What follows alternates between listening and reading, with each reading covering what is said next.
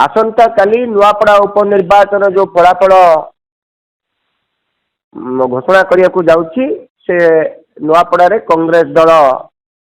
निश्चित रूपे से उपनिर्वाचन को जीतब एवं आमे 2 ରୁ 5 हजार भोट भितर जीतबे बोली प्रदेश कांग्रेस सभापति आज गणमाध्यम कहते एवं कांग्रेस निश्चित से जीतब कारण प्रार्थी सबुठारु भल प्रार्थी से प्रार्थी लोक मानकर मन जीति सेठी पैसा काम देलानी सरकारी कल बल जो प्रयोग करुले ता काम देला नहीं बीजेपी हारुची कांग्रेस जीतब एवं आपण काली दिन 4टा बेलू देखी देखिए कांग्रेस प्रार्थी ये उपनिर्वाचन को आम जीतिलु एवं यह कांग्रेस एक बड़ विजय है। घासीराम माझी निजे 10,000 भोट रे कांग्रेस 15,000 भोट को मिसेदेले घासीराम माझी बहुत आगे थे। एबे लोक मान मन में गोटे बड़ प्रतिक्रिया होती जे प्रकृतर ये माटीर पुओ हूँ घासीराम अन्य माने समस्ते पलटूराम आउ द्वितीय कथा होती जय ढोलकिया को सेठी प्रार्थित्व को लोक ग्रहण कले ना जो निष्पत्ति को जो दल बदल को सेटा लोक टिके ग्रहण कले ना नापसंद कले विशेष करी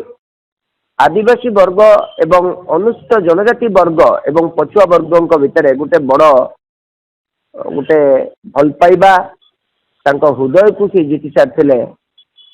घासीराम माझी बारंबार निर्वाचन जेहेतु लड़ी हारी जाइंट तेणु से मनस्थ कर घासीराम माझी विधानसभा को जीवे जेहेतु से उपनिर्वाचन सरकार अच्छा कल बल प्रयोग कर भावुं जीतबे ता सत्य प्रमाणित है आप देखी लोक मैंने केमती प्रतिवाद करुले प्रतिरोध करुले साइलेंट भोटर अच्छा आपण काली फलाफल बाहर फलाफल बाहर आप निजे देखिए कांग्रेस से जीतुची 5,000 पाखापाखि भोट कांग्रेस जीतुची यह चिरंतन सत्य। हाँ निश्चित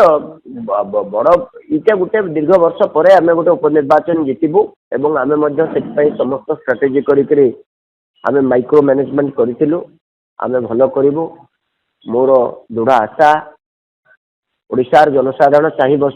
एक निर्वाचन को आज यदि भी निर्वाचन हम कांग्रेस दल संख्या हासिल कर शासन फेर 16 मास भितर लोक मैंने अतिष्ठ हो सारी सरकार उपरे तेणु जनमानस बर्तमान कांग्रेस आदृत हो सारी लोके कांग्रेस सरकार को चाहिए कांग्रेस को खोजुंट कारण से विकास देखा पाइले ना गरीब निम्न मध्यवित्त परिवार वर्ग खटिखिया चाषी छात्र समस्त आज हंतसंत प्रत्येक परिवार आज कांदुचे दीर्घ 25 वर्ष धरी राज्य हाहाकार हो जाए शिक्षा ठार स्वास्थ्य पर्यंत कांग्रेस आसिले यार पुणी विकास हम से लोक मैंने चाहते आ यार सुफल कांग्रेस नब हाँ आपड़ जो कहते गोटे जेनेल ट्रेन सब उपनिर्वाचन सरकारी दल जीतते किंतु आम 2004 आम उपनिर्वाचन दुटी जीतिलु जिते प्रदेश कांग्रेस सभापति श्रीयुक्त जयदेव जेना महोदय थे। एबर कथा दुईटी कथा गोटे है बीजेडी बीजेपी माक्रो मैनेजमेंट करते रास्ता घाट रोड शो करते किंतु पोलिंग बूथ रे नथिले बूथ रे आमे थिले आमे बूथ लेवल मैनेजमेंट करतलु समुदाय 358 बूथ एवं कांग्रेस प्रत्येक बूथ को मैनेज करिछि प्रत्येक पंचायत को मैनेजमेंट करिछि समुदाय 2,12,385 खंड वोट पड़ी ता भितर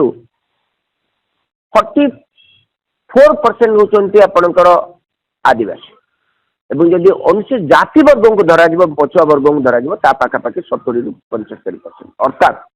1,60,000 भोट होती वर्गर यही वर्ग को हृदय गोटे बड़ छाप आंकी से निजे घासीराम माझी प्रार्थी हिसाब से प्रार्थित्व आम गोटे बड़ फायदा है द्वितीयतः आम जो माइक्रो मैनेजमेंट को फायदा है जो लोक मैंने जे एत थर हारे आउ थे आम कहीं दबानी एम बाहर लोक कहीं दबा बाहर लोक कहीं दबा आउ ये जो दल बदल पलटूराम को कहीं दबा ये जो गोटे मनरे से बांधी टंका नहीं थी पारती